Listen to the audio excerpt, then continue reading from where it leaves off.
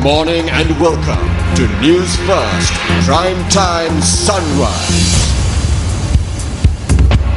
Hello there, a very good morning and welcome to Newsfirst Prime Time Sunrise with me, Shane Silva. Let's start off with a look at your headlines.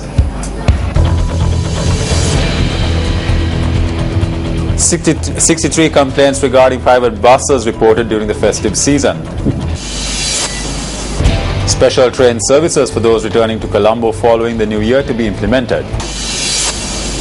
And approximately 300 people remain missing after ship sinks off South Korean coast.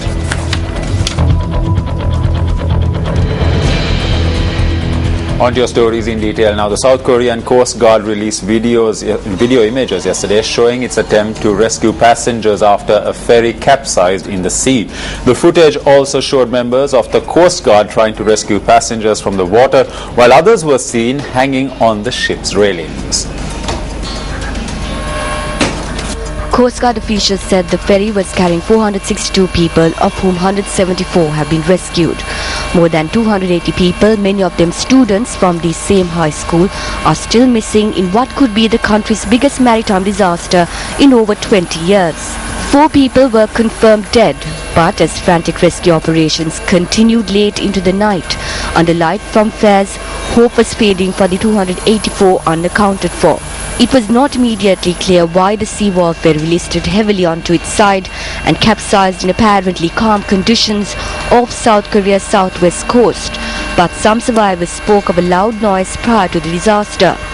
The families of those still missing faced agonizing uncertainty as drivers searching for those trapped in the largely submerged ship was forced to suspend their work until daybreak today. Most of the passengers on board the ferry appear to have been teenagers and their teachers from a high school near Seoul who were on a field trip to Jeju Island, about 100 kilometers south of the Korean peninsula.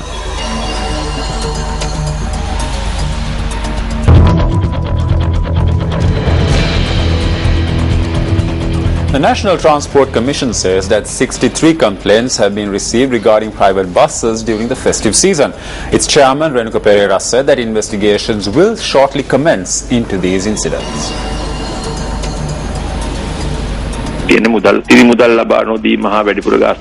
Several complaints regarding passengers not receiving the balance money and being charged above the stipulated bus fare have been reported. One complaint has been received on the non-issuance of a bus ticket. There have also been 2 complaints that the air conditioner and the bus were not working. So we have received a total of 63 complaints such as these. So after the 22nd of this month, I will appoint an official of mine to investigate this matter and take the necessary legal action.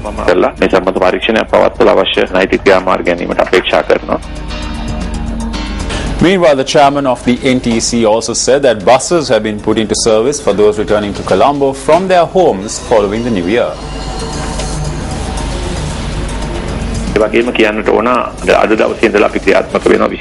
We put into service additional buses for those who travelled out of Colombo to their homes for the festive season to return to Colombo with the assistance of the Transport Authority. But we had no necessity to do this as the buses on the regular timetable were functioning efficiently, and we hope this happens tomorrow as well. We are also expecting a large number of people to return to Colombo on Friday, Saturday and Sunday. If so, we have assigned officials of the NTC to all these areas, and the Transport Authority will assist us if any issue arises.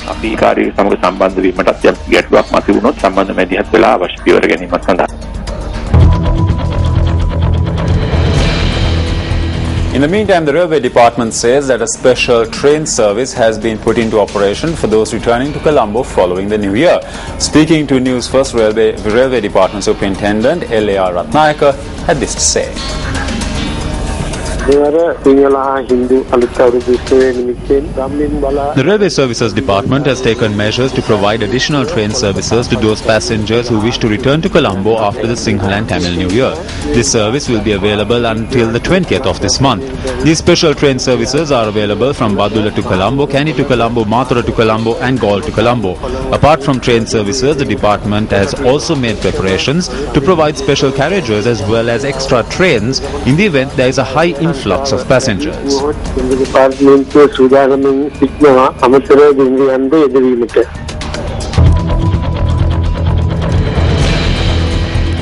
In keeping with the traditions of the Sinhala and Tamil New Year, the auspicious time to set off to work was fixed for 6:16 this morning. The auspicious attire was to be of a golden color. The auspicious meal was to be milk rice mixed with sesame and jaggery, while the auspicious direction was the west. The visuals you can see right now are from the Colombo Fort Railway Station, where commuters are in the process of heading to their workplaces in keeping with the day's New Year tradition.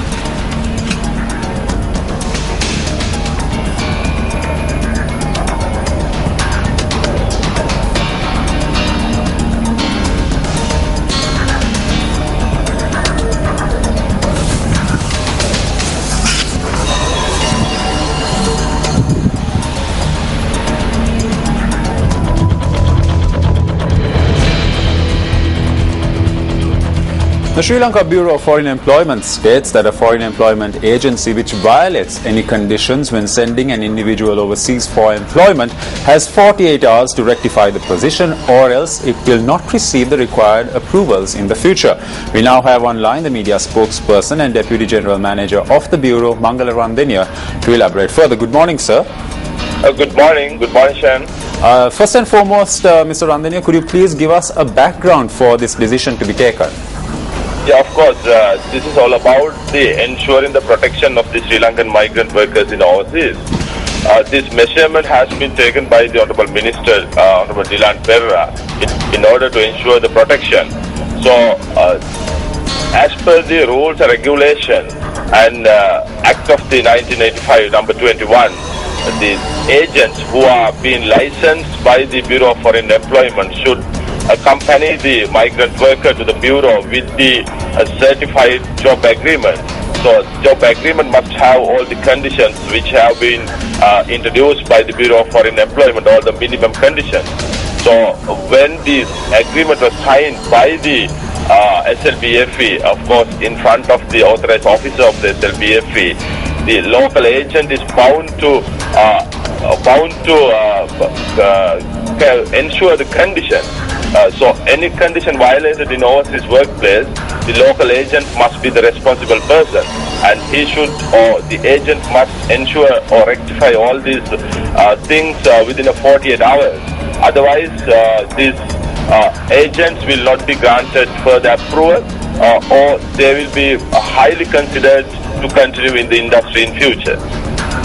Mr. Randenia, now you said that if the agents are not in compliance with the conditions, that they will be highly regulated, and that their approvals will be under scrutiny. Just how would the Sri Lanka Foreign Employment Bureau, how can they receive complaints from migrant workers overseas? I mean, would a telephone call do, or would they need to write to the Foreign Employment Bureau? What are the modes of communication? Yes, now this is a very important point. Because the migrant worker must have the facility to communicate with the family members soon after their deployment in the workplace. So after deployment, if migrant worker is not communicating, that is also to be communicated by the NOCAS of these workers. And if they necessarily contact the SLBFE or their NOCAS, the family members can contact the SLBFE or the port, or they can personally visit the district centers or the SLBFE head office and lodge the complaint. When the complaint was lodged, so actions being taken by the authorized officers of the SLBFE. Mr. Randenia, just one more question. Now, you mentioned the fact that the foreign employment, those agents will be brought under scrutiny if they violate any of these conditions. What are the measures? Would they be temporary measures, or would they be permanent measures that would be taken against these agents? Of course, this is a temporary measure, because as per the Act of the SLBFE, the license cannot be cancelled if that is been proved at the court. So this is a temporary measure as per the rules and regulations and the authority having within the SLBFE purview. And stemming from that question, Mr. Randenia, if there is an agent who has, say, for 2 or 3 instances violated these conditions, is there provision for a permanent measure to be taken, or would you have to go to courts for that? Of course, permanent measures to be taken at the court, because the court decision has to be there.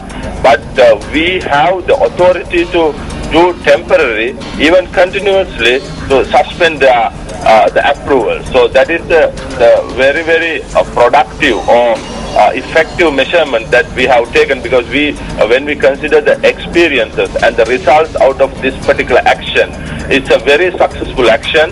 That is why the Honourable Minister instructed the SLBF authorities to do it without any hesitation. Mr. Randenia, thank you so much for joining us this morning. You're welcome. The police have commenced investigations to arrest a Western Province provincial councillor who allegedly entered a house by force in the Moratumulla area and assaulted a woman and other occupants. The police say they had received reports that the assault was carried out by the provincial councillor in question and 2 other individuals. They added that the provincial councillor had fled the scene after the incident. The Moratua police are conducting investigations into the matter.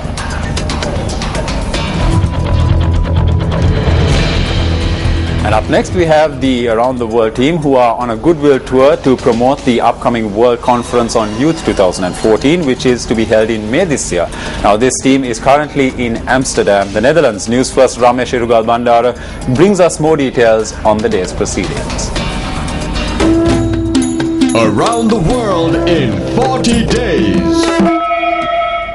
A very good morning. The Around the World team is joining you from Amsterdam in the Netherlands. After a long flight from New York in USA, we arrived in Amsterdam this morning. Amsterdam is actually around 3 hours behind Sri Lankan time, and it is around 2:30 a.m. over here in Amsterdam. This evening, we are due to meet with the national delegates of Netherlands, who will be attending the World Conference on Youth 2014 that will be held in Sri Lanka. Sri Lankan ambassador to the Netherlands, Mr. Butli Atauda, has organized a special ceremony for us at his residence, which brings together youth delegates, the national delegates, as well as other youth federations, in order to interact and create awareness on this World Conference on Youth. He has also invited several special speakers to attend this event in order to create awareness on possible programs that could be conducted in Sri Lanka. The event is actually due to take place this evening at around 5:30 p.m. Sri Lankan time, 2:30 p.m. Netherlands time. So we will be constantly keeping you updated with regard to the happenings from Amsterdam, Netherlands. For the Newsfirst team, I'm Ramesh Irugal Bandara, with Yasrot Kamarfil from Amsterdam, Netherlands.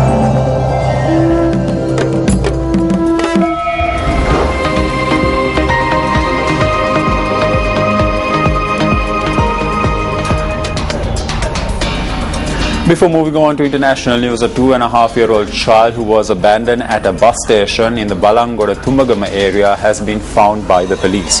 The police said that the child was discovered inside a bundle at around 5 last evening. The infant has been admitted to the Balangoda Base Hospital. Investigations have commenced into the discovery.